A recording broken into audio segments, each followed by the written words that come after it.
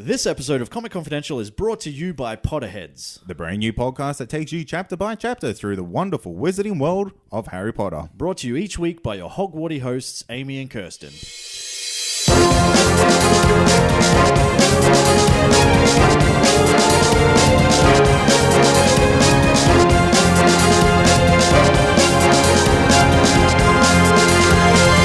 Welcome back to another action-packed episode of Comic Confidential. I'm your host, Kate, and alongside me today, that is Troy. How are you? I'm good. I've had a harrowing week trying to prep for our main segment coming up later, the top live action TV shows of all time. Yeah, that was really, really difficult. I've never had a harder time in my life. Hey, I got there in the end. We got there in the end. We survived, and we're going to knock those out the park. There's going to be some that that you'll go, yeah, hell yeah. There's going to be some that might surprise you. You'll be like, what's wrong with you fools? Yeah, there'll be some that might trigger the internet into an absolute meltdown. But hey, that's kind of what we're here for, in my opinion. Well, yeah, I think, if you're not like agreeing with us or hating us, like we're probably doing something wrong then. Yeah. If we're not like causing emotional responses, why are you even listening? Yeah. Like we go by the whole Kardashian kind of theory of publicity, like any publicity is good publicity. We'll take the hate. We'll take the love. We'll take everything in between. I think we need to start like fake beef. Fake beef. Yeah. Let's do it. Who are we going to beef with? Do we want to go right to the top? Yeah. Or do we want to go like middle ground? Do we want to go Australian? Do we want to go international? Ooh. What do we want to do? I don't know.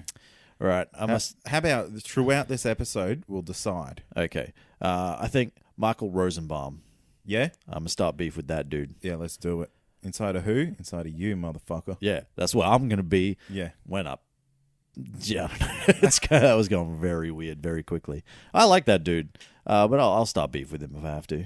I've jumped onto that podcast. Yeah. And I almost jumped off immediately after our boy was on there. Tom Welling. Tom Welling. Yeah, really? Yeah, the others don't like really capture me yet. Okay. Especially when there's other podcasts like Nerdists out there who have like genuinely great people on there every week. Well, I think it's a kind of thing where, it's one of those podcasts where you get the opportunity to pick and choose the episode you want to listen to. Like, it's not like a weekly thing where it's like, oh, well, they're going to talk about this week's news, or they're going to talk about, like have some exciting like main segment. It's evergreen. Like we do. You know what I mean? It's more just like, it's like, oh, yeah, so this week we're going to talk to Tom Welling, and then next week it's going to be former U.S.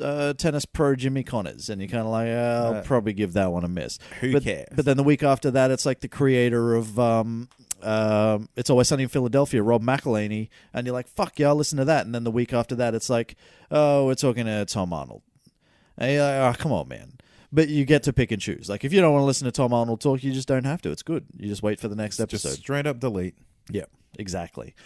Which is what I did for the Jimmy Connors episode, because I don't know that dude. It could actually still be a really good interview. And what I do like about his show, I don't know why we're talking about his show so much. But what I do like about his show is the fact that like he is very laid back, and he's obviously friends with these people, and he's not afraid to like to get into them a little bit.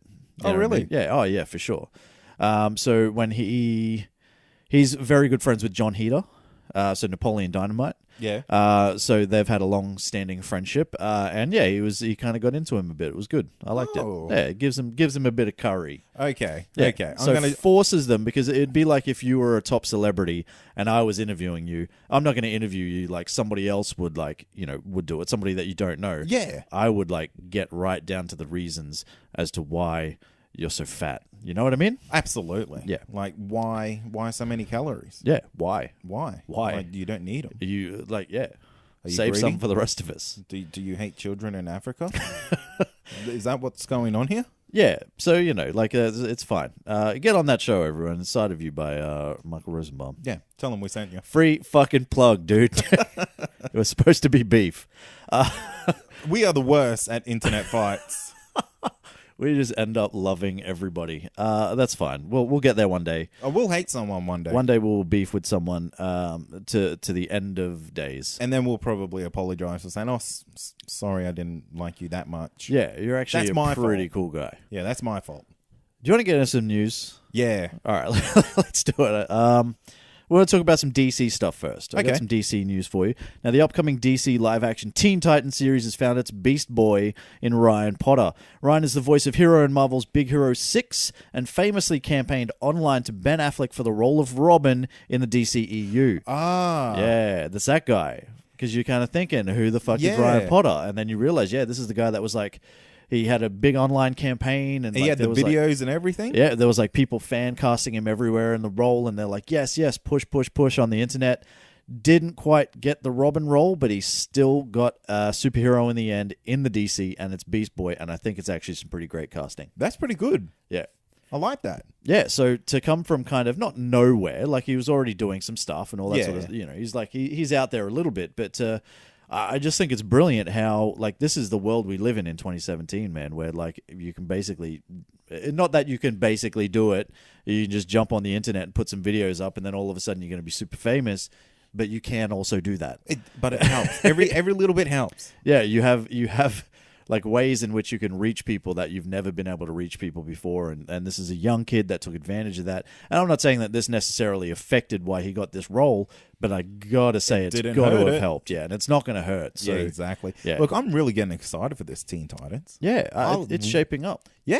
And like, especially the little bit of news that we got coming up next, if this start to mix in with this whole DC TV world, man, this world is getting big. Maybe. Well, we may as well just jump straight into Let's that. do it. We'll talk about the whole thing as a whole. But the mother of all name drops has just been dropped on the CW series Arrow as Oliver Queen announces that Bruce Wayne exists on Earth 1.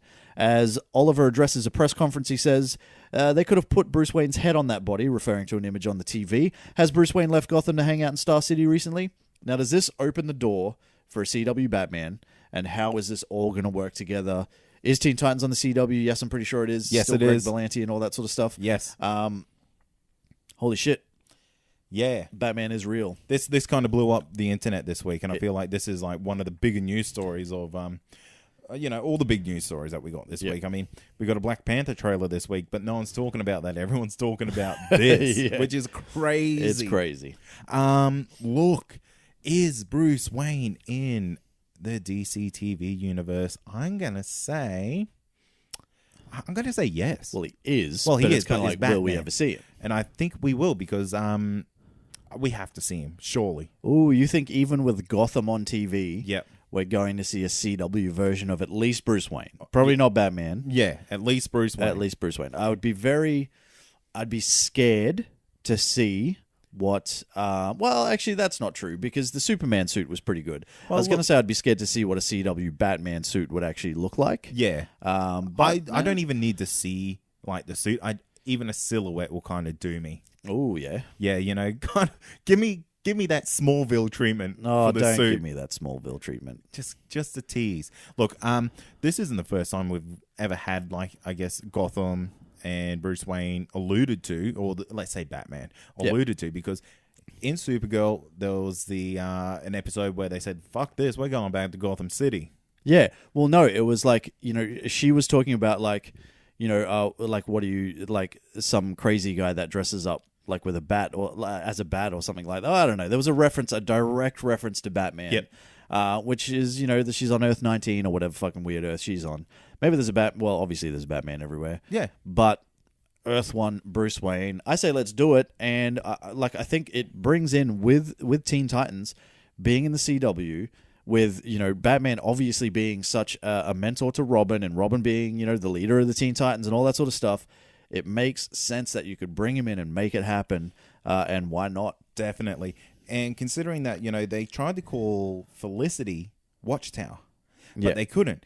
Oliver Queen said there's already a vigilante out there who uses that name. Ah, so nice. it's really the second reference that we've got purely from Arrow. So I'm fucking excited. Yeah. This is what could save Arrow, which is kind of sad. Yeah. I mean, I'm not disliking what I've seen so far for the new season, but it's very, very early days. But yeah, like, I guess the only thing that gives me hope is how well they treated Superman. So Tyler Hoechlin's Superman was actually quite good. So the fact that they can do that gives me hope that they could, if they do go down that route, pull off a Bruce Wayne. And let me tell you, it will be fucking massive. Absolutely. It will kill the internet. Yeah. 100%. Let's jump into some Marvel news. Now, 20th Century Fox has had a busy week, as both X-Men The Dark Phoenix and Deadpool 2 have officially wrapped production. X-Men The Dark Phoenix director Simon Kinberg took to Twitter to announce principal photography had wrapped up, while Deadpool screenwriter Rhett Reese and star Ryan Reynolds took to Twitter to announce the wrap on Deadpool 2. Both movies are due for release on November the 2nd and June the 1st, 2018, respectively. Does the seemingly untroubled, ultra-smooth filming of X-Men give you confidence in the project, Cade? Yeah, this is... Well, you know what? There's been one hiccup from this movie, and that was a stuntman unfortunately passed away from an accident on set in Deadpool 2. Yeah. Stunt woman, but Stunt woman, I don't know if that's a thing. I don't see genders, Troy. Yeah. Nor race. Yeah, that's fair. You just see calories. I just see calories. Everything's a calorie. Yeah. But yeah, this is like... Do you think it's just a really tight set? In the sense that nothing is leaking, or there's like no one's saying, "Oh, this is some drama happening on the Deadpool set." Well, I don't think there'd be any real issues for Deadpool anyway. Like, I think, I mean, he's got his own little universe. Yeah, trust in Ryan and all that sort of stuff, and they've built a great cast around him with Josh Brolin and Zazie Beetz, etc., etc. I guess my concern would have been more for X-Men The Dark Phoenix after X-Men Apocalypse, which was a bit of a shitstorm in some people's eyes. Yeah. I didn't mind it that much. But we love everything. Yeah, we do. And Simon Kinberg is like a first time. This is his first movie, like in the sense of his first big budget movie. He's done TV before and all that sort of stuff. So Simon Kinberg taken on this thing after X-Men Apocalypse, which was very divisive amongst fans. Very, very, very. It could have gone really bad really quickly, and it seems like it's all been pretty smooth. And when you're dealing with Michael Fassbender and James McAvoy and Jennifer Lawrence and Jessica Chastain, etc., big name actors, A-list celebrities, he seems to have done really, really well, and I'm impressed. I am genuinely impressed. Bring it on. I am looking forward to this. There is a rumor that it's going to be the Skrulls that appear and not the Shi'ar Empire. Oh. But I don't know if that's true. It's one of those, take with a giant grain of salt. But see, the Skrulls is like one of those things that the Marvel Universe share. Yeah, exactly. That's weird. Yeah, so they very much could, because the whole thing is we put out a story, like we didn't create the story, but we put out the story a while ago about Jessica Chastain possibly portraying the Shi'ar Empress Lilandra. She came out not long after that and said, that's not me. Like, I'm not actually playing that role. Now people are thinking that she's playing like some sort of like Skrull princess or whatever. Like, someone high within the Skrulls. Yeah. Who knows? I feel like two companies shouldn't be fucking around with such an iconic race. Yeah, exactly. But they can, and like this is what we want. We want shared, like, the ability for them to go wherever we want. Yeah. Just pop them up in movies, not necessarily Skrulls, but like, let's do that with some of these bigger properties. We were so happy when they finally did it with Spider-Man. Oh, exactly. You know what I mean? So like, I'm all for it. It just could get confusing if they pop up in the X-Men universe and then they're also popping up in Captain Marvel. Who's going to do it better? Yeah, well, you would assume probably Marvel, but who knows? Yeah, but you see, Marvel only have the rights to like basic Skrulls. 7 of them. Yeah, we've spoken about it before. There's like Steve, Jerry, Helen. Yeah, exactly. Yeah. Whereas Fox have got like the big boys. Yeah. James and Bruce and Macca and never fuck with a Bruce. Yeah, exactly. Well, in more Deadpool news, cable actor Josh Brolin has revealed he has signed on for a total of 4 pictures as the time-traveling rebel Cable, with Deadpool 2 and its sequel as 2 of the films, with the other 2 spots likely taken up by the upcoming X-Force and it's still to be an announced sequel. I am struggling to get my words out today. You're killing it, mate. I'm just not drunk enough, I think. And we're also, that's it. That's my story. It. I'm done. 4 movies with Josh Brolin as Cable. Yeah, interesting. Yeah. When we're also getting potentially 2 movies with Josh Brolin as Thanos. Yeah. Interesting. This is like freaking me out. I like it. Everything I've seen so far, and I've honestly tried to stay away from this as much as possible. I don't want to see too much behind the scenes stuff. Oh, I can't help myself. Deadpool 2 and all that sort of stuff. I really try to stay away from it as much as possible. But everything that I've seen so far, like, I'm digging it, man. I'm digging it. I think he's going to do a fantastic job. So do I. And I think his chemistry with Ryan Reynolds will be great on screen as well. How far away do you think we are from a trailer? Well, at least like At least a teaser. Well, it's mid next year, so you would expect, like, it could take them, right up into, like, February or sometime. Like, I would expect whatever the first big Fox movie of 2018, I would expect that's probably around the time you'll get the trailer. Yeah, right. I wish I could tell you off the top of my head what that is right now, but I cannot, my friend. We'll just email them. Yeah, we'll let them know. We'll tell them when we want it. Yeah. We've got some trailers to talk about. So one other thing I want to talk about before we do trailers, though, because we'll finish on the trailers. Now, this is the fact that Lucasfilm and director Ron Howard, or co-director, who knows? No, he did the whole thing, mate. The whole thing. It seems like he's done the whole thing. Who knows? But they've announced acting that like he is. he loves it. But they have announced that production has wrapped on the previously untitled Han Solo movie, which is now officially titled. Can I get a drum roll? Just give me some sort of, like, put a drum roll in there. Solo, a Star Wars story. Low on fizz so you can slam it down fast. Yeah, I like that. What do you... I guess what are your immediate thoughts on the title? Shocked and amazed. Yeah. I don't know what else they would have done. Yeah, to be honest exactly. with you. It's just a plain movie title. Yeah. Well, that's a big thing, man. Like, it's a big thing. It's like, like, how are they going to fit that in the movie? How's he going to turn to the camera and say, Solo, the Star Wars story? Well, that's true. You know what I mean? I mean, because in every Star Wars movie, I've seen, like, them look in the camera. Yeah, exactly. It's like, oh, man, Empire Strikes Back, a Star Wars story. Yeah. You know what I mean? They're not a Star Wars story. Shut up. I'm talking about the anthology movies. They said Rogue One a Star Wars story. I swear to God. Yeah, they looked right down the camera and it was like, Rogue One. Wink. They actually did say Rogue One because that was the name of their ship. So shut the fuck up. Yeah. It actually did happen. And then they looked down the camera. Yeah. With that subtle wink and that little glint in the eye. I like it. So look, what else were they going to do? I know there are a lot of people that are like, it's very underwhelming and all that sort of stuff. I think the only other thing they could have done is Han Solo or Star Wars story. Like, like there are people that... That's what I would have done. Yeah, I would have just said Han Solo. But Solo's fine. Like, it's pretty cool. It's just a little bit weird and there is a drink named after it or whatever. Or it's named after a drink. Which does make it a bit weird. But, what are you going to do? Just reminds me of the old Solo, like... The Solo Man. Yeah, Solo Man. Solo Man. Going down the rivers and like the waterfall, and he's like, he's cracking open a can of Solo with the big mouth. Yeah. So you can slam it down fast. Yeah, that's right. Yeah, exactly. Man, look at this marketing. Like Han Solo has a big mouth. Makes sense. And he gets slammed down fast by Boba Fett. But he doesn't. So anyway, like I don't think there's much more they could have done with it. I do like it's not amazing. There's not going to shock you or blow you away.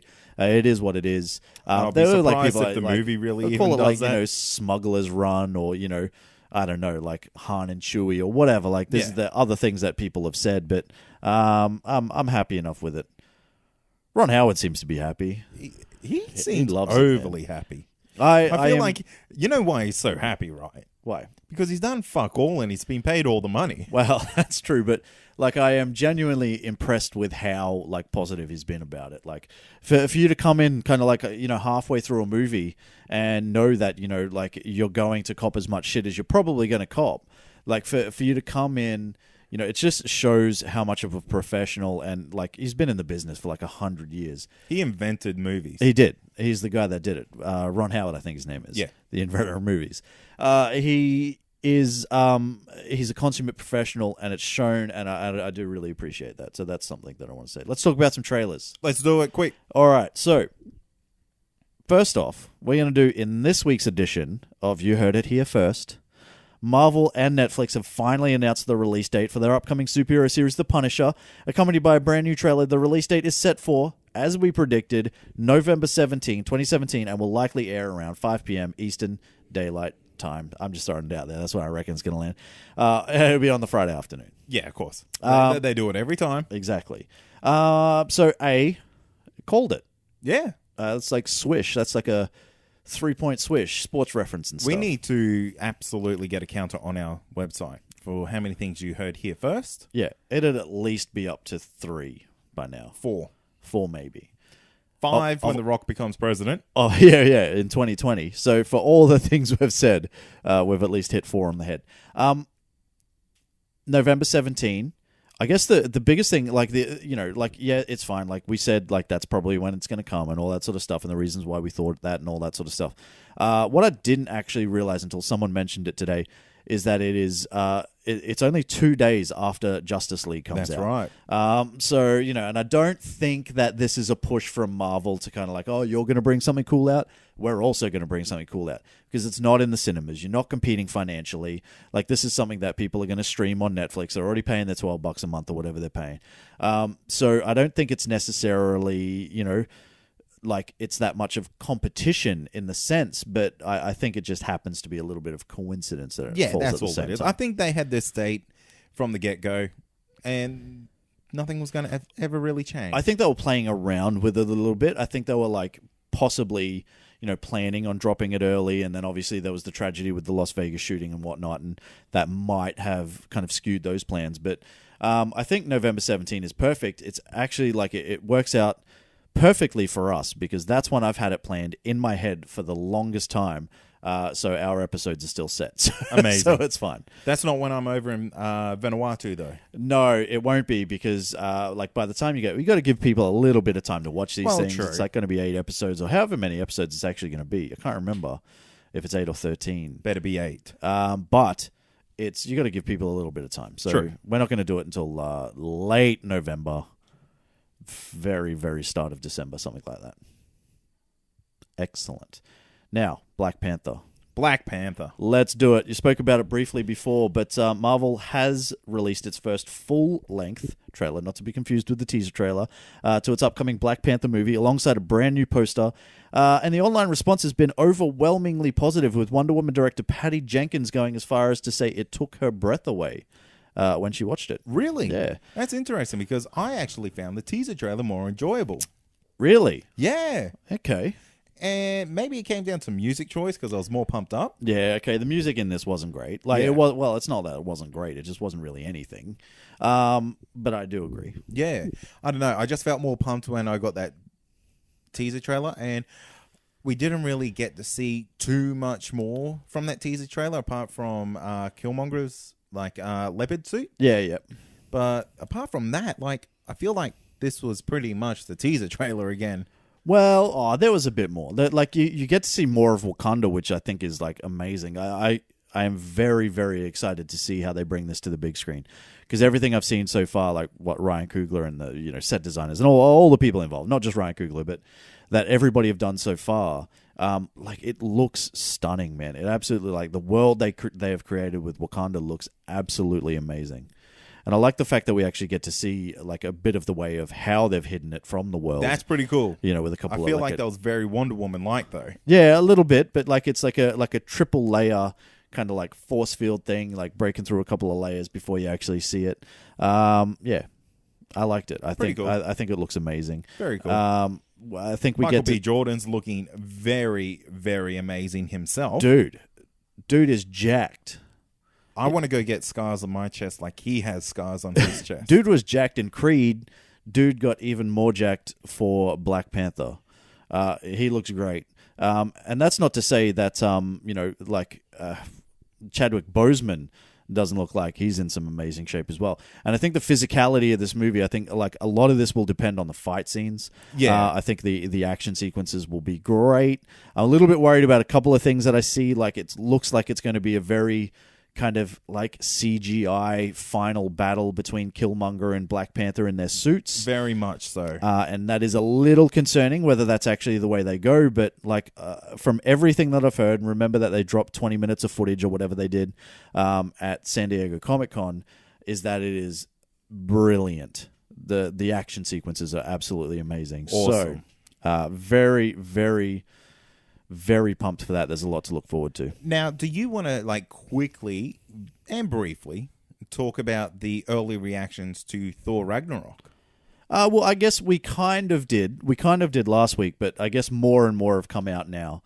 And yeah, it is kind of, they're hailing it as probably the funnest Marvel movie ever to land in the history of Marvel movies ever. Yeah, now look, I'm going to give you a slight spoiler warning.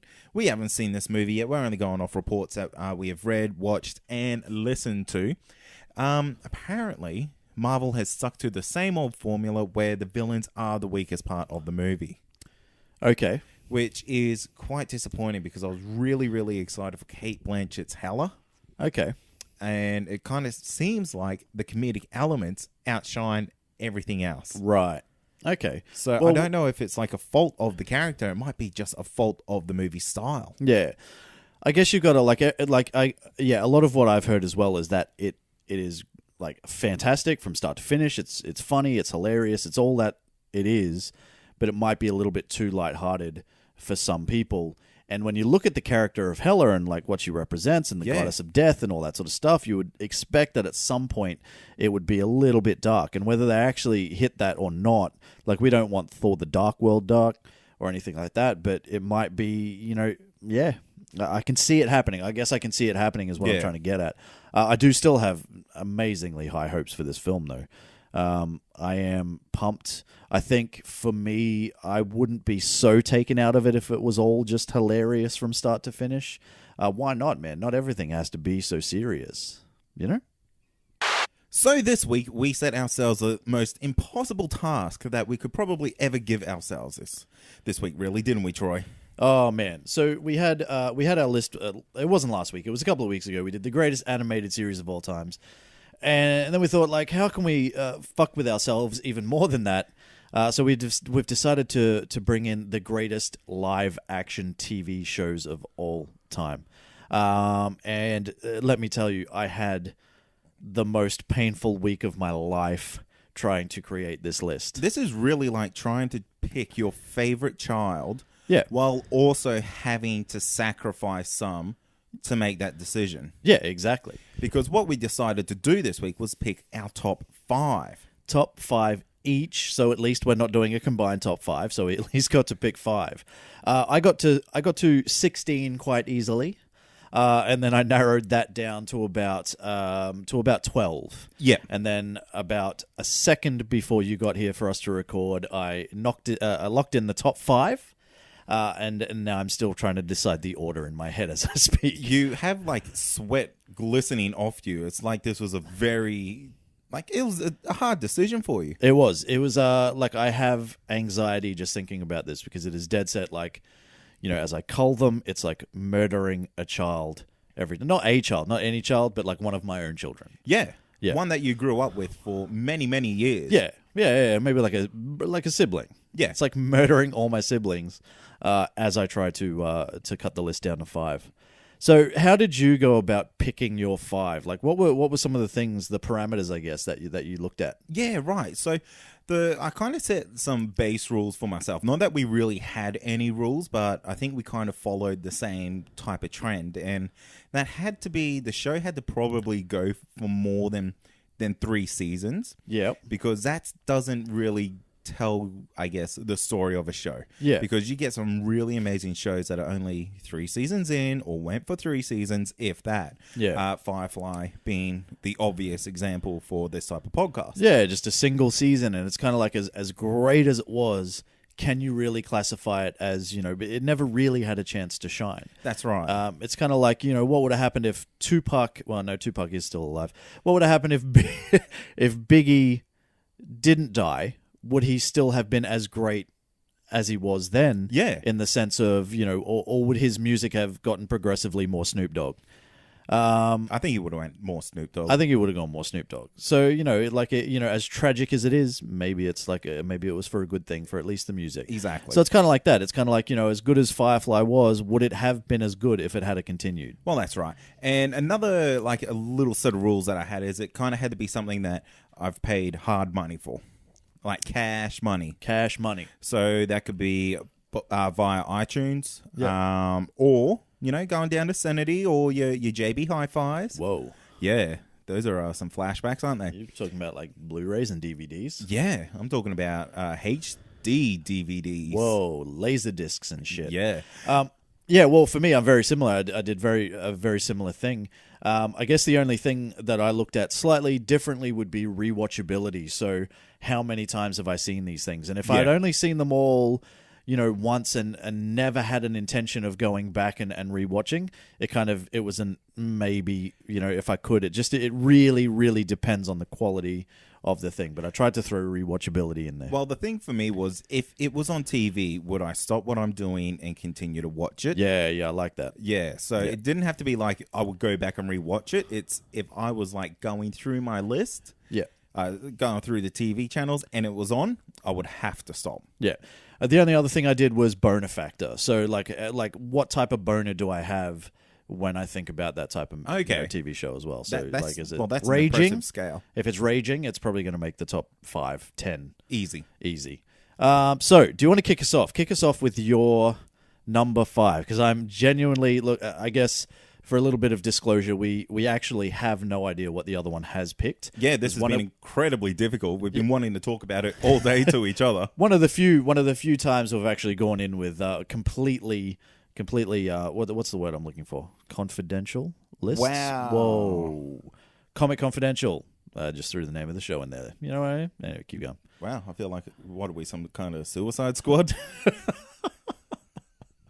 I love it when they're forced in. Oh, it's amazing. It's so terrible, isn't it? All right, what's your number 5? Okay, now look, this number 5, it's right up there, and this is just going to set the standard for my list, I feel. Okay. And our lists are going to be different, and they're going to be like, number 2 will shock you. Yeah. And we're probably going to have a few honorable mentions to talk about absolutely. once we're done as well. So, but yeah, okay. So my number 5 is Stranger Things. Oh, damn. Yeah. That's only one season, son. Well, you know what? I'm breaking the rules for that. That is, I know we said nothing about, had to be more than 3 seasons, but this show broke the rules for me in the sense that I never jumped on board with it. It was all about kids, shit that I hate. Yeah. And it absolutely hooked me. Yeah. So I feel like the show that broke my rules can break the list rules. Ooh, okay. I like that. How's that make you feel? It's a good pick. I mean, we put Stranger Things up there as one of the best shows of 2016. And we're both very, very excited about next week when Stranger Things 2 hits. Indeed. Yeah, I didn't make my list purely because, it's only been out for a season. Yeah, I know. And I kind of broke the rules doing it. Yeah. It's my number 5 will shock you because, it did break the rules to get on the list here. So I can't argue with you, though. And I do, I appreciate what you're saying about the fact that, this whole thing was centered around a bunch of kids. And it's kind of like a bunch of kids and Winona Ryder. And you're like, I am not going to like this shit at all. And it was absolutely amazing. Blew everyone away. Just for the fact that it broke all my rules, it can make this list. Okay. And it deserves it. All right. I'll let you have it. My number 5 would be Scrubs. Oh, I knew this would be on your list. This is definitely a Troy classic TV show. It is. Now, when you say Scrubs, are you including the period where Hollywood went through the writer's strike? Yeah, look, everything except the final season. Okay.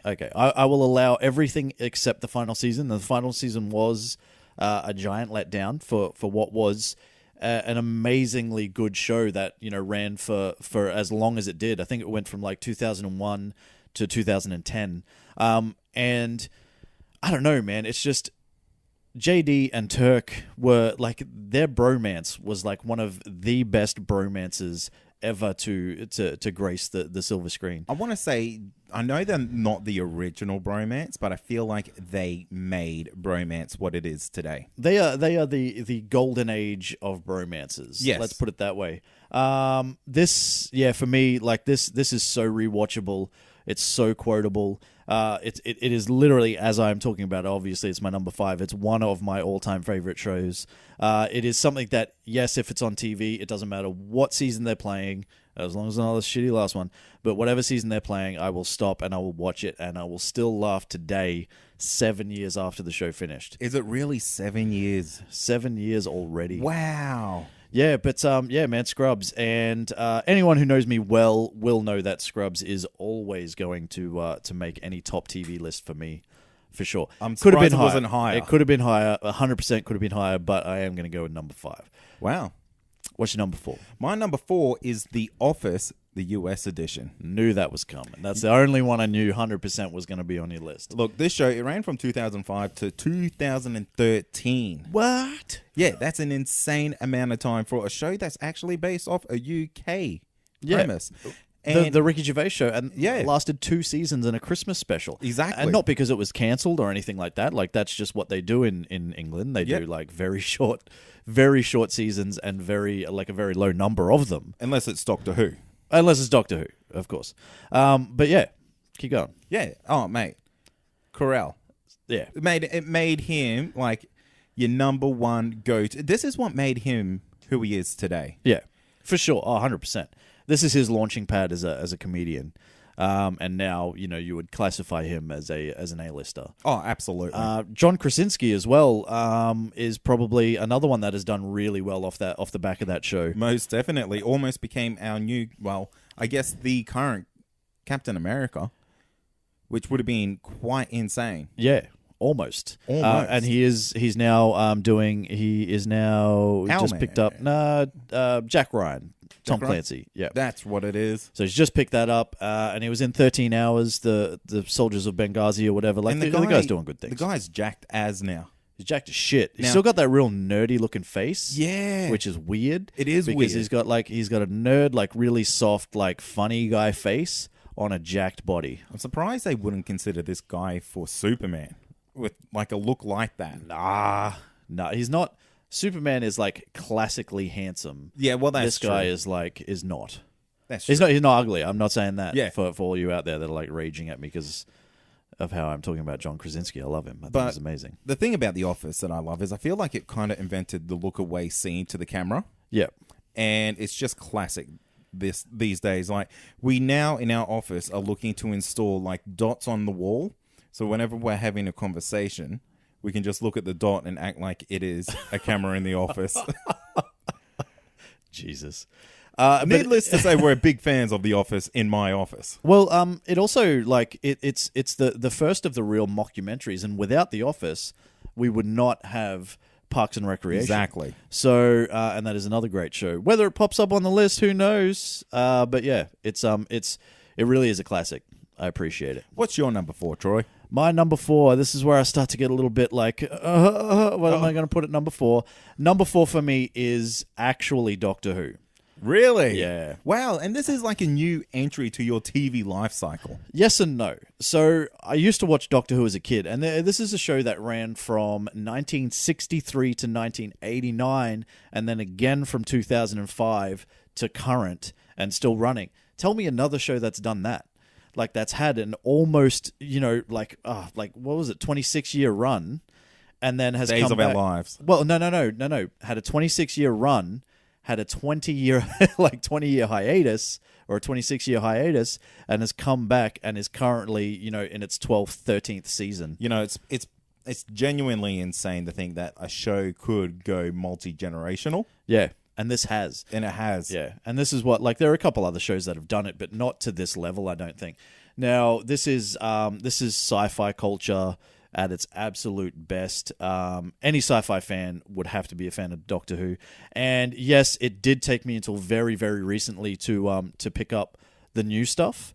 But I did, and once I started, I didn't stop, and I haven't stopped yet because I haven't finished it all. But I am 7 seasons deep out of 10. Wow. Yeah, and I've knocked that out fairly quickly, and so you might say there could be a bit of a recency factor, but this is the kind of thing that it can kind of go from, like, funny to weird to almost like, what the hell am I watching, to, it's like, to the point that it's like touching. So it's like a at times. genuine adventure. Yeah, and there are characters that you like genuinely care about, and the fact that's so good about this is, if you don't know Doctor Who, like, you're crazy, but obviously the Doctor is an alien, he's a Time Lord, but he can regenerate. So if he dies, he has the power to regenerate and just, whatever. So he comes back as somebody else, and that's how we get these different actors that portray the different Doctors. Is it all one universe, or is it kind of like the universe is reset? No, it's all one universe. Oh, okay. So the current Doctor that we have now has been the Doctor for as long as this show has been running.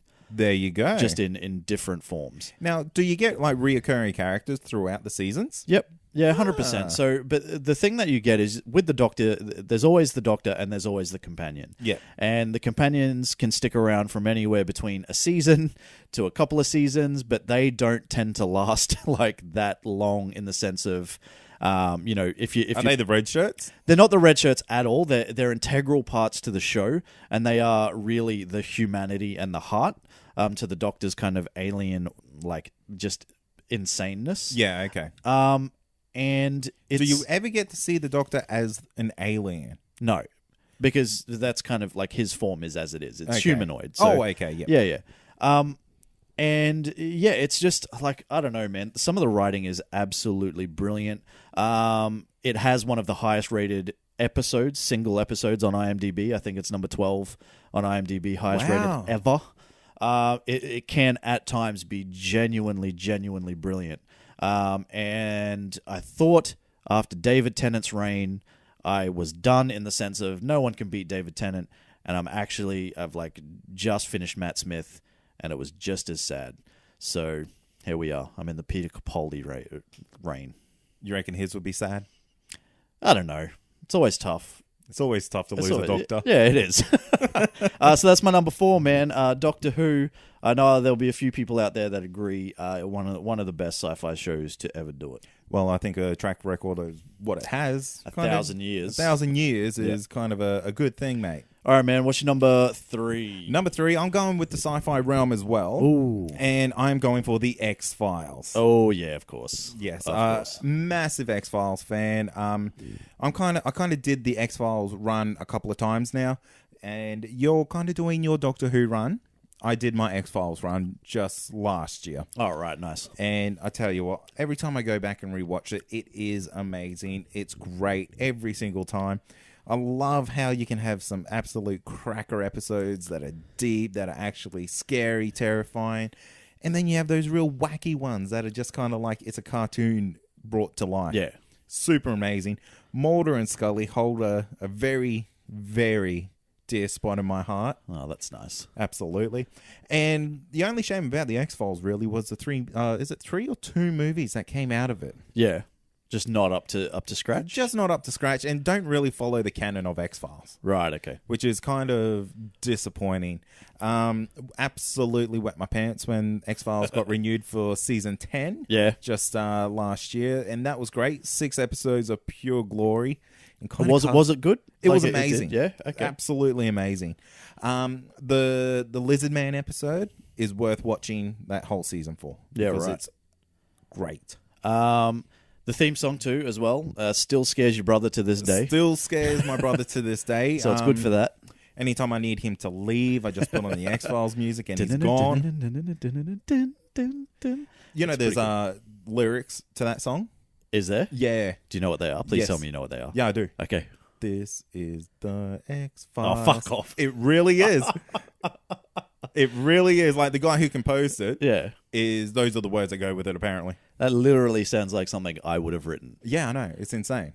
It's But good. how amazing is that? Well, Like, the melody is fantastic. The lyrics could probably do with a bit of work. Never, like, not really something that I ever got into. Like, I watched it when it was on, like when it was actually on TV, like, but I never really submersed myself in the world or anything like that. and I think that's a thing that most people have done is that it's kind of like a little bit of a cult classic, but it's not as big as what people probably want it to be. And I don't think people realize that there is like X-Files canon in the sense that there is an ongoing theme that happens in this show Yeah. that still has not been paid off. Jesus. It didn't get paid off in season 10, has been renewed for season 11 by shit. Fox. Okay. Yeah, Excellent. so it's coming back. Fox Mulder. Yep. Yep. And it has to pay off. It has to. Well, you would think at some point, like they've got to, like they will stop, like because they're going to keep bringing them back for these little seasons. It's almost a little bit like, you know, are they continuing the story or are they just doing a little bit of fan service to give the fans like, Yeah. you know, something that they've been clamoring for? Apparently, season 11 is going to explain a lot. Ooh, I like it. I Yeah. don't know what any of it is, but I don't want to spoil it. Yeah, yeah. Look, we're gonna be very non-spoilerish here, I think. And We're one gonna thing try to about be. the X-Files is that I feel like it kind of started the Freak of the Week movement that we 100 see a lot in our comic 100%. book TV shows these days. Yeah, for sure. Definitely very much like it's almost like it's like how Gotham follows the police procedural with with these shitty villains. Yeah. X-Files did the same sort of thing, but with aliens or weird happenings or stranger things, perhaps. Stranger things, some if would you say. will. Yes, because we're going to try to keep it very spoiler-free as much as we can, because we are recommending every single one of these shows. Absolutely. 100%. And if there's anything on these lists out of these 10 things I'm assuming that we're going to talk about, you have to go out and check it out. If you're any sort of fan of any of the things that we talk about, these are, in our opinion, the cream of the crop. Is it my number 3? Yeah, mate. 30 Rock. Wow. Yes. This genuinely surprises me. Really? Yeah. I love this. If you look up in my DVD collection, it's up there somewhere. It's all I can see, mate. 30 Rock written in massive letters. Yeah. It's like, it's basically like when I went to New York a couple of years back, one of the places I wanted to go was to 30 Rockefeller Plaza, purely so I could kind of get, a little bit of, that was filmed there, that was filmed there, that was there, and all that sort of stuff. So one of my absolutely favorite comedies of all time, if not my number one favorite comedy of all times. Created by probably one of my favorite comedians of all time, and that is Tina Fey. And probably had the role of Alec Baldwin. No, he's had a pretty good career, but I would have to say that this is probably his best role. Yeah. His Jack Donaghy, absolutely amazing. Name one other thing that you would know him from these days. These days, Yeah. The Departed. That's all I can think of right now, Yeah. off the top of my head. He has done some amazing stuff, but like for this role in particular, this show ran from 2006 to 2013, and I will admit that towards the end, it probably ran a little too long. Like there were 7 seasons all up. There probably should have been 5. Okay. But we got a payoff. Like it ended when it wanted to end, in the sense of like they weren't getting cancelled to the point that they couldn't create their own ending and wrap everything up. Yeah. So you got that closure by the end of it. But some of the sharpest comedy writing I've ever come across. Some of the genuinely some of it is just stupid, in the sense of it's just that real kind of like I don't know, just toilet humor. Okay. But some of it is literally brilliant. And I think they do that on purpose to kind of counterbalance, because you've got some characters that are more that way. Yep. And then you've got others that are, a little bit more acerbic, with their wit and all that sort of stuff. Yeah, It's, it's great. I rate it about as high as you can rate a comedy series. So there. Our list has kind of had a bit of a theme to start with. It's kind of been like, lighthearted, Yeah. a little bit of sci-fi. Yeah. Now, my number 2 is going to kind of switch this on Here its we go. head. Number Going 2. to put the big boy pants on. Yep. Pull out the MA rating. Oh, yeah. Going with Mad Men. Oh, shit. This is the one that you didn't see coming. I didn't. This will shock you. And it did. It will shock you. That wasn't clickbait, my friend. It actually did shock me. Yeah, there you go. Look, this this TV series is absolutely amazing, and it will hook you from like 3 episodes. You've always got to give TV shows 3 episodes. It's our rules. Yeah. And that's all you need, and you'll be sucked in, mate. Sucked in. I think it ran for 7 seasons, maybe 8. Yeah, right. And it just does not dip in quality. I gave it 1 episode. Oh, Unfortunately, like I only ever gave it 1, and I never went back. I was kind of in a very, very busy TV watching period, and so I gave it like that's like such my a life. first world problem. Yeah, my life is hard.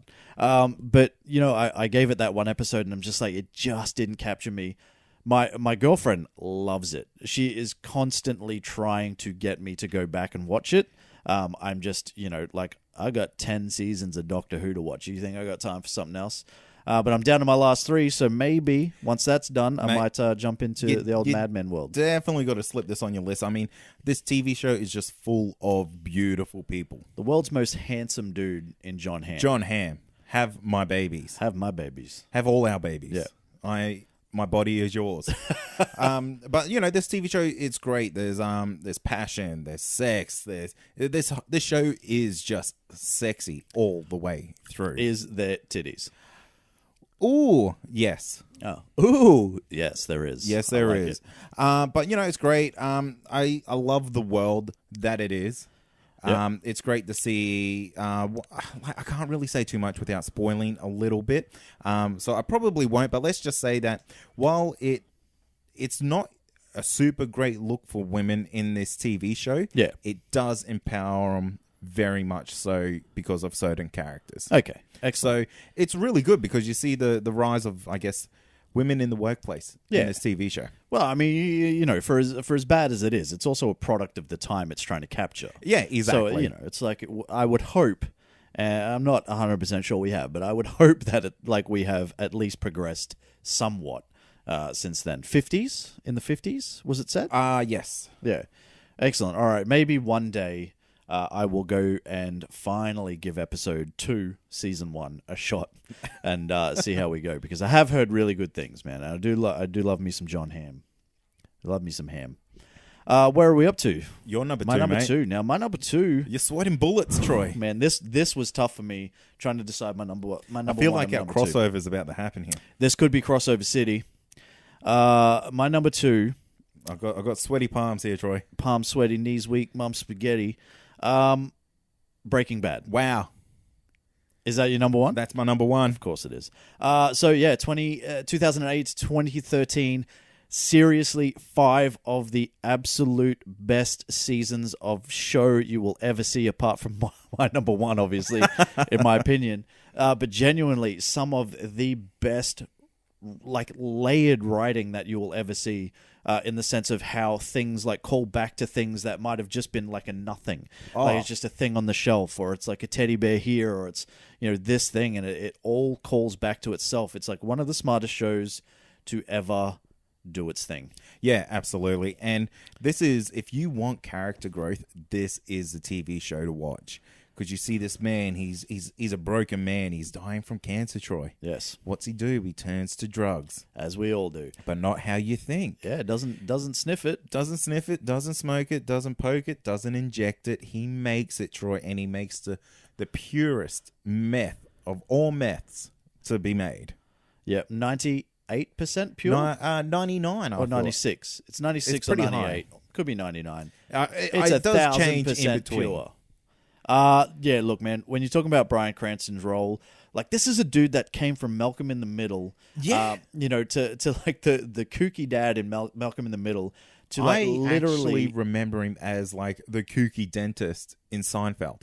Oh, wow. Yeah. Yeah, right. That's going when I back. first ran into Bryan Cranston. Yeah, Because okay. I was a massive Seinfeld fan. Yeah. Obviously not enough to make your list. It almost did. Okay, all right. We'll talk about honorable mentions.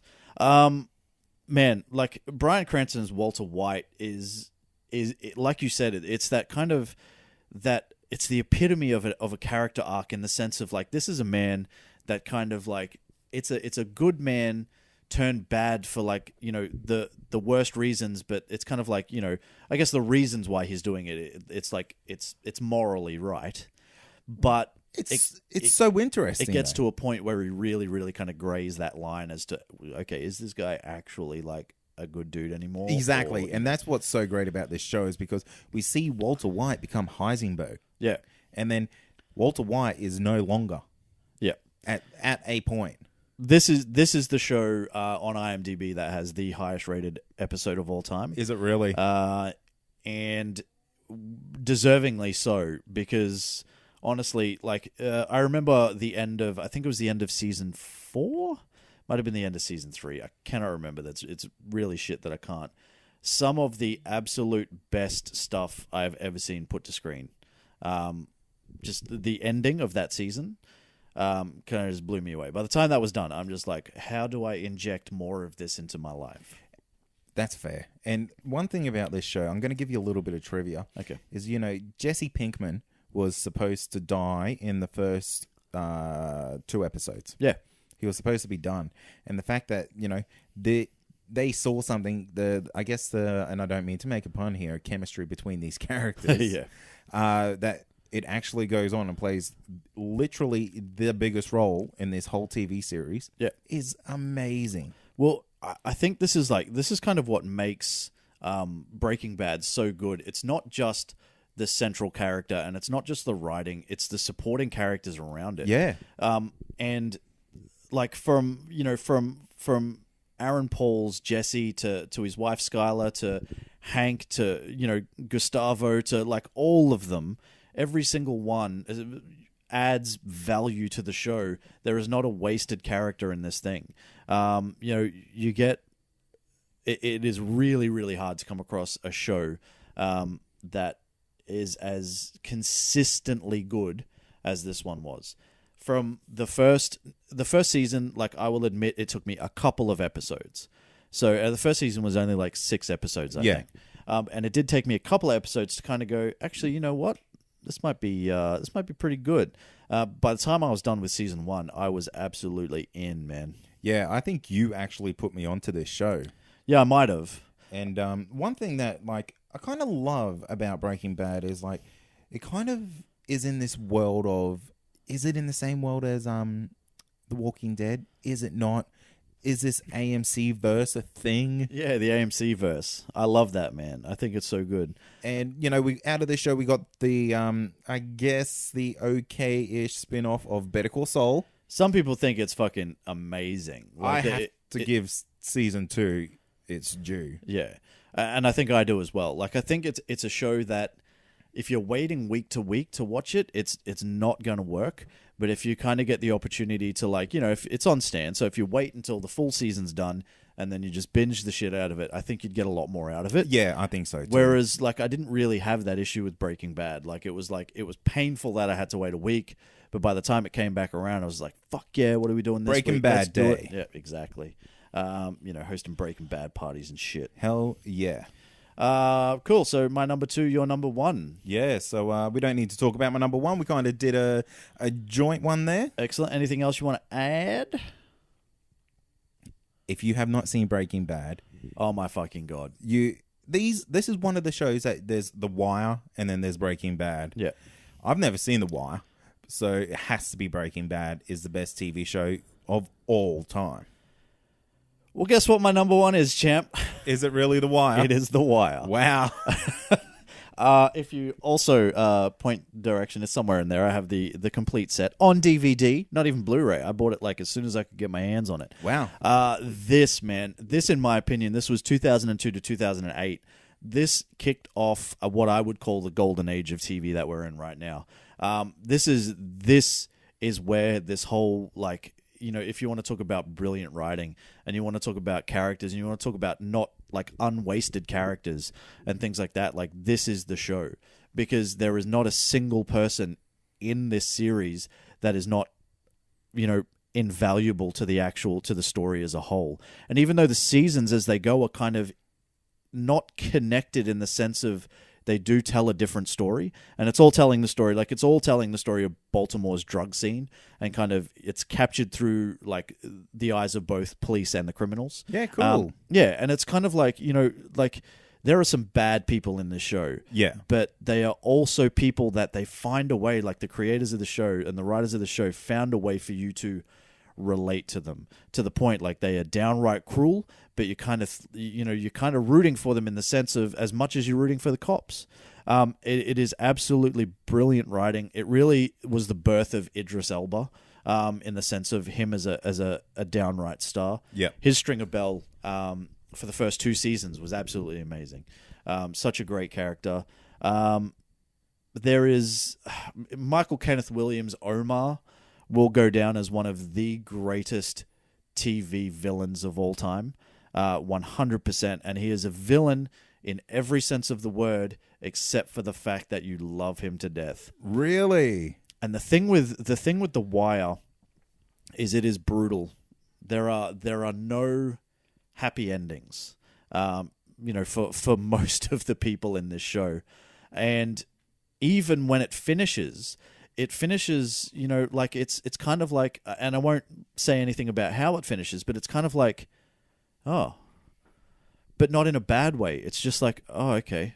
Because it's kind of life goes on. Yeah, no matter what happens, it's just, it is a constant cycle. Interesting. It's I think, for a show that spanned for as long as it did, for it to be as consistently good as it was, this is Breaking Bad before Breaking Bad was even a thing. Yeah. Dominic West's Jimmy McNulty was kind of like he blurred the lines between good guy and bad guy long before Walter White came along.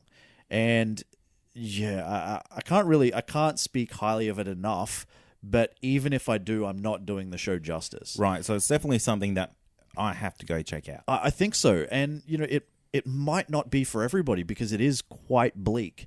It is, there's high, there's high drama. There's not exactly what you would call high action or anything like that, but there's action, action notes and all that sort of stuff. But it's character, man. It's character, and it's brilliant writing at its most brilliant. If you have time to watch it and you haven't, go back. I've seen it fairly recently, like within the last couple of years. I rewatched it. Yeah. And it still holds up. Like, it doesn't lose anything over time. But it's real, I guess, is the best way to kind of put it. Yeah, right. And I think that's what makes it number one over Breaking Bad, is the realism of it.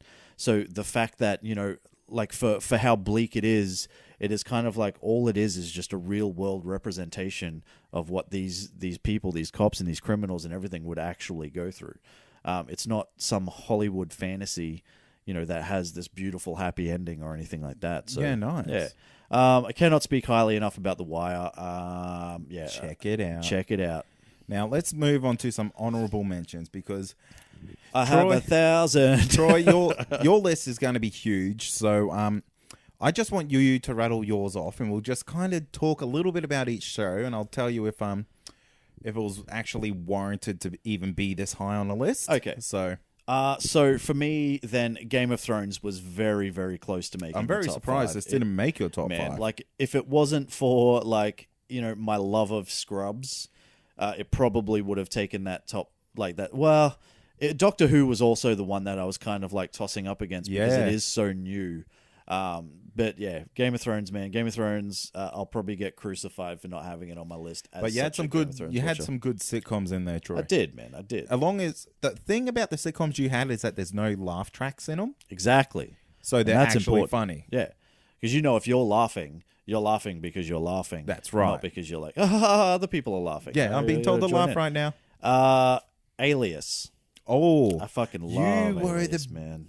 When I first met you, you're like, hi, I'm Troy. I'll watch Alias. Yeah, yeah. It's like, no, I know. You've told me 5 times already. Do you have a moment to talk about our good Lord and Savior, Alias? Have you seen my Alias shirt that I'm wearing right now? You know why I love Jennifer Garner so much? Because of Alias? Because of Alias, but because she also married Ben Affleck, who I've loved since the dawn of time. And now you're just like in heaven. Yeah. I am, well, not anymore, because they have broken up. But Alias, man, I fucking absolutely loved it. Unfortunately, the reason why it didn't make my list is it is the victim of a shitty last couple of seasons. Yes. So it's just, it got its story too convoluted. And I think at some point they just couldn't find a way out. But this is one of J.J. Abrams' first sort of big things with his Bad Robot Company production company. And brilliant. It is genuinely brilliant for 3 seasons. And then it just falls off. But it falls off hard. Yeah. And that's the biggest problem. One I want to put onto that list is going to be How I Met Your Mother. This was a show that ran fantastically for, I would say, 8 seasons. Oh, that might be pushing it. Okay, maybe 7. But it ran for the longest time, and this show was 10 fucking years, dude. Yes, 10 fucking years. And this show was only produced to be a filler in between seasons on the network that it was shown on. Yeah, right. It was never meant to go anywhere. It was just it's going to be like one of those summer shows. Yeah. That you kind of see every now and then, but it just grew from there. Yeah. And then they decided to make season 10 and fuck my life up. Yeah, that was the absolute fucking worst. Where I think it went downhill is when Lily and Marshall had a baby. Yeah. And I don't mean because, I'm not the biggest fan of children. They're fine if you have them, but they're not necessarily for me, right? But I couldn't eat a whole one. Yeah, very filling. But it's kind of like once that happened, the whole dynamic kind of Absolutely. changed, and it just wasn't the same show that it was. And I think they kind of lost their way, and then they, it's kind of like, you almost forgot that you're trying to figure out how he actually met this woman. Yes. And then the final season is the worst of payoffs. I've never seen a worse payoff. I've never invested that much time in anything in my life to have such a shitty payoff in the end. Fuck all you. I'm getting cranky just thinking about it. We'll move on. Parks and Recreation, man. Amazing. Absolutely amazing. Leslie Note, please have my babies. Have my babies. Ron Swanson had my babies. Oh my God, Ron Swanson. Whoo, boy. I absolutely adore this show. It is just it would be, if we're doing a comedy list, 100% in my top 5. Oh, easy. This would be number 2 to The Office. This might be my number 3 behind 30 Rock and Scrubs. So it's very tough because Community is also up there as well. But Community was one of those ones. 6 seasons, 3 absolutely mind-blowingly brilliant, 1 terrible, 2 okay. So it's kind of, it's hard to put a show in there when it had 50% of its run was not great. Yeah, it's no good. I'm going to knock out a couple quick more. Firefly, obviously, we spoke about. It's only got 1 season. I absolutely adore that show as well. Fargo as well. 3 seasons in. All 3 seasons have been stellar. None better than the 2nd season. Smallville. How could we not talk about Smallville at some point? It almost made my list. Look, this is the only comic book show, and we do a comic book podcast, but the only comic book show that that made my top 15. Really? Yeah. Wow. And, well, I mean, that speaks to the inconsistent quality of some of these shows, I believe. You know what, Troy? My internet went down the other night. Yeah. Had nothing to watch. Yeah. Guess what came and saved me? Smallville. Somebody saved me. Somebody saved me. I am genuinely surprised that Smallville did not make your top 5. It was really, really tough. I mean, here's the thing. I had to let Stranger Things break the rules. Yep.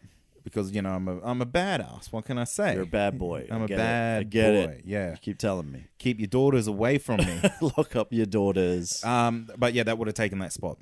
Okay, fair enough. All right. Smallville, man. It's great. It's another amazing. shitty payoff at the end, but that's fine. Sherlock is another one that I really enjoy. Not really enjoy. I think is absolutely brilliant. It's brilliant TV. Along with that, you would class Idris Elba's Luther. Buffy the Vampire Slayer. Throwing it out there. Absolutely amazing. Vikings. I'm just throwing them all out. Okay. Now. I'm just getting it done. Let me throw one in. Okay. Hannibal. If that went for one more season, that would have been top 3. Yep. I agree completely. Beautiful. Absolutely beautiful. I've never seen a more beautifully shot TV show than that. Yeah. I'm going to throw you a little fun fact. Now, what TV station did this get thrown out on? HBO? I want to say HBO. It could have been Showtime. I think it was Showtime. Now, the thing is, how graphic this TV show is. In the pilot episode, we see one of the most graphic things that we see in the whole series. And that's this couple that have been killed and have their backs stripped of all their skin to make them look like angels. The flayed men or whatever they are. No, that's a Game of Thrones reference. But what happened was HBO wasn't going to allow, or Showtime, whoever it is, because it showed butt cracks. Now, how they got around this, get this, how they got around that was they filled the butt cracks up with blood. Oh my God. So you couldn't see the butt crack. Isn't censorship some of the most insanely stupid thing you've ever seen in your life? Absolutely. And another show that I want to talk about that is incredibly uncensored, that was almost on my list as well. Yeah. Silicon Valley. Hasn't had a long enough run, in my opinion, for me to give it the... Comedies have got to work hard to get their spots on lists. Yeah. Well, it's only 4 seasons. Yeah. But it's pretty good, though. It's pretty fucking amazing. Yeah. Short episodes is what let it down. Yeah, right. If it ran for 40-minute episodes... you don't reckon that'd be too much? I don't think so. Okay. Fair enough. Maybe it's just right. I just don't. I don't know how they're going to do without T.J. Miller in season 5, but we'll see. We'll see. It's coming soon. A couple of quick more. I've got about 1 million more, but I'm going to throw a couple of quick ones at you. Okay. Dexter. Yep. 24. Absolutely fucking love 24. How'd that not make your top 5? Oh man, it was tough. It was so fucking tough. But I love 24. No action TV shows in our top 10. Yeah, I know, right? Insane. Vikings would be another one, and Friday Night Lights. Or did I say that Oh. already? No, you haven't said that. Friday Night Lights. 5 seasons? 5 seasons? Yeah, 5 seasons, I think, of 3 seasons. Again, 3 fantastic seasons, 2 seasons that were also good, but I went back and rewatched it recently because my partner had never seen it and she wanted to watch it, and it was just this year, I think. The final 2 seasons are actually way better than I gave them credit for initially. You're just too young to appreciate it. Maybe.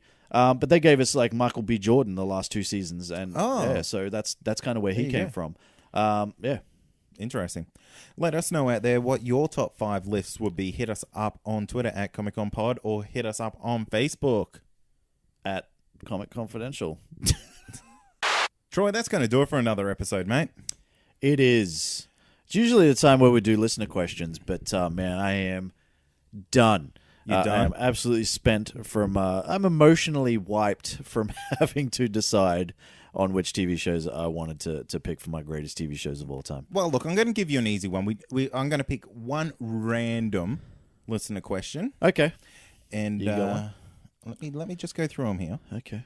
And okay, here's a good one. Yes. This comes from Oida B. Okay. Oida B. He's talks a lot to the show. He Oida. does. Oida. Oida. Peter. Pumpkinita. His name's Peter. He wants to know what celebrity would you like to show up in a zombie show? And the way he's referencing this is Bill Murray in Zombieland. So I guess let's broaden the question is what celebrity would you like to see make a real life cameo in a zombie movie? A zombie movie. Yeah. Oh, man. Why? Shaq. Shaq? Yeah. I think Shaq would be pretty funny. I want to see a 7-foot-tall, 300-pound Shaq zombie running around. I think that would be pretty amazing. Size 22, zombie shoe. Yeah. Give me Shaq all day. Shaq Daddy. Yeah, right. Yeah. What about yourself? I'm going to go with James Franco. Okay. Because James Franco does James Franco really well. Yeah. So him in a zombie movie would just be kind of next level, I feel. Yeah. Do you think a James Franco zombie would act like other zombies or to just act like James Franco? Good question, Troy. I'll take that one. All right. I do believe James Franco would be the only zombie that other zombies would eat. Right. Because they would be over his shit. He'd also be the most high Yeah. of all the zombies. He'll be that good shit all the zombies like. Yeah, yeah. He'll be like a mushroom trip for zombies. Yeah, okay. I like that. Cool. James Franco, Shaq. Make that happen. You guys get out there and get into a zombie movie. The or something. regular old You know, The Walking Dead. That's a TV show you could get into fairly easily. Yeah. If you said, I am Shaq, I want to be on The Walking Dead. Make it happen. They're going to make it happen. Yeah, true. He's going to be Shaq and That a guy, fool all over that the guy place. is worth like $500 million. The guy is a savvy fucking businessman. Yes, he is. He's not one of these guys that, you know, made a shit ton of money as an athlete and then pissed it all away, a la, say, a Mike Tyson or a friggin', you know, I don't know who else. Someone else that did it. Same Some sort of Bulls deal. player. Yeah, someone. But he like an absolutely brilliant businessman that invested his money amazingly. Good on you, Shaq. Good on you, Shaq. Money stacks taller than Shaq. Cool. I'm done. There you go. I'm legitimately losing my mind. You are. You're like delusional after talking about all those TV shows, Troy. I am. You've gone a little bit crazy, mate. I have. So let's thank some people. Let's thank the listeners, subscribers, and reviewers. Actually, we haven't got a review in a while. Hey, you guys. Yeah. What's up We, with that? You know, some of the listeners are trying to get this petition of 100 by 100. Yeah. And I kind of like that. I do too. This is episode 93, though, and we're only on 84 reviews. Ooh, that's a long way to go. So if you listen to the show and you haven't given us a 5-star rating, why not jump on iTunes and just do that? That could be the one good deed you do today. 16 in 7 weeks, and I will die a happy boy. That's unheard of. It is unheard of. Now, where can people find us? People can find us on Facebook. That's Comic Confidential Podcast. You can find our listener community on Facebook too. And join like-minded listeners of the show and discuss everything that we talk about, plus more. You're trying to sell fucking steak knives? Yeah, I am. Call now. Call now and we'll throw in an extra a like on your post. Yeah. I don't know where I was up to. We're also Twitter on and Instagram. Twitter and Instagram. That's at Comic Con Pod. Have a question for the show, use a hashtag Comic Con Pod, and we will find that. Yeah, we will. We also have a website. That's comicconpod.com. Past episodes, future episodes, and everything in between. If you want to support the show, you can do that too. Simply head over to patreon.com/Comic Con Pod. You can support the show from as little as $1 a month and get early access to some sweet, sweet content. You'll get this show 3 days before everybody else. Sometimes. Most times. This is like the infomercial section of the show. Yeah, it is. Because I like it. I enjoy it. This is like the, when it's like, it's 3 o'clock in the morning and you just got back from the clubs and you still got like your kebab or your Macca's or whatever in your Macca's bag, and you put the TV on and there's nothing on, so you watch infomercials. This is the part of that show. We are at the 3 o'clock in the morning part when people are drunk and eating Macca's listening to this. Well, thank God we're not those sex hotlines. We could be. Could we? I could make it happen. We have our own phone number if you want to call in and leave us a question. I don't know what it is off the top of my head. Either do Cade I. might have it. No, he doesn't. But call that for sexy times, you guys. 1-800-SEX-BOTS. Wow. Snoo. 1-800-SNOO. Where are we up to? That's it. I think. We're up to the part where we're supposed to talk about Potterheads. Oh, Potterheads. That is a, would you call it a sister pod? I think so. I think you could call it a sister pod. Well, the sisters from are other doing it misters. for themselves. That's Amy and Kirsten running that show, and they are doing great guns.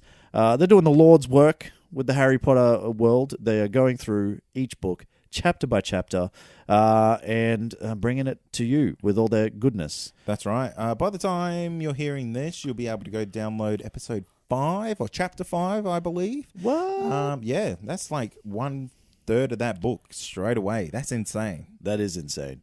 Get onto that, and don't forget, coming very, very soon, we have Netflix and Chat. It's the podcast where we watch things off Netflix. And then chat.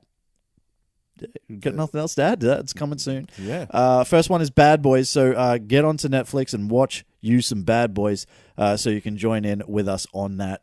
That is it, my friend. I think we are done here. We're done. This is a long episode. This is a long episode. My name is Troy. And that means my name is Cade. This has been Comic Confidential Podcast. Cheers. Peace. I feel like I'm high. Yeah, but I'm not. You're like weird AF at the moment, mate. Oh, man. You've had some of that James Franco meat. I have. I got me some James Franco stanky meat.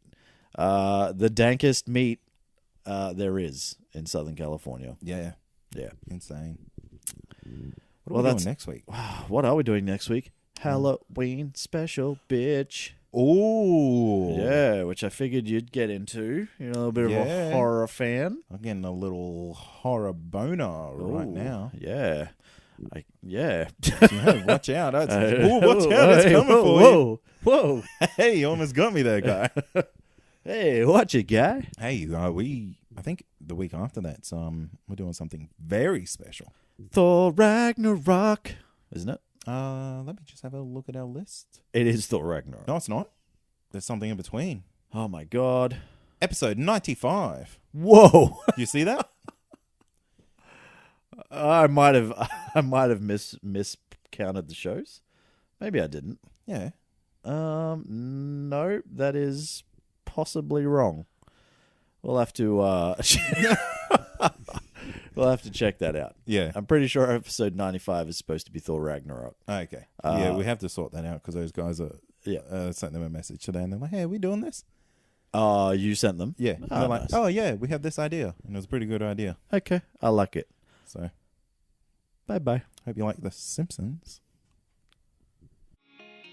If you love this podcast, then head over to comicconpod.com to check out the other incredible shows on our network. You can also support us on Patreon from as little as $1 a month. You'll get early access to all our shows, plus secret supporter content that's not available to the public. Head over to patreon.com/ComicConPod to find out more.